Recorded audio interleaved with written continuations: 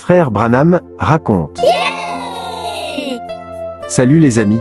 Aujourd'hui je vais partager avec vous une histoire intitulée Un crayon et une gomme. Il était une fois un jeune homme, plein d'ardeur et de rêves, qui cherchait du travail. Il avait tout ce qu'il fallait, de bons diplômes, de l'expérience, des compétences solides. Il était convaincu que quelque part, une place l'attendait. Un jour, alors qu'il se promenait en ville, il s'arrêta devant un immeuble qui respirait la réussite. Les murs étaient de verre, les bureaux baignaient de lumière, et les employés semblaient marcher avec assurance et paix. Il se dit en lui-même, c'est ici. C'est dans ce lieu que je veux bâtir mon avenir. Il entra. Il salua la secrétaire avec respect, lui remit son CV et sa lettre de motivation.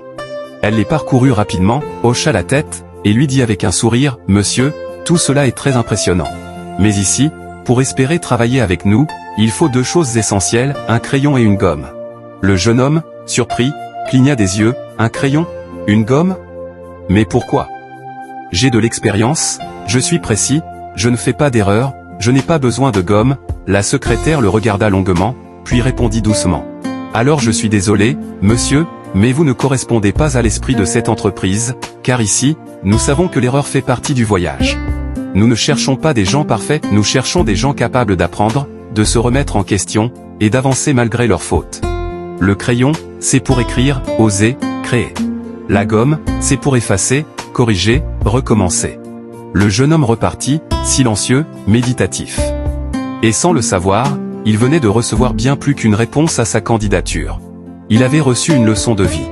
Mes frères et sœurs, cette histoire simple parle à nos cœurs, car trop souvent, nous cherchons à paraître parfaits. Nous refusons l'idée même d'échouer, mais Dieu, lui, ne cherche pas des hommes sans faute. Il cherche des cœurs vrais, humbles, enseignables. David, cet homme que Dieu appelle « un homme selon mon cœur », n'était pas sans défaut. Il a chuté, il a failli, mais ce qui le distinguait, c'était sa capacité à dire « j'ai péché ». Il ne se cachait pas, il ne se justifiait pas. Il venait brisé, sincère, repentant, et Dieu le relevait. La vie chrétienne, un chemin de transformation, un chemin où le crayon de la foi trace des projets, et où la gomme de la grâce corrige nos erreurs. Alors, n'aie pas honte de porter un crayon, n'aie pas peur d'utiliser une gomme. Dieu, il travaille avec ceux qui sont prêts à apprendre, à tomber, à se relever, encore et encore. Amen.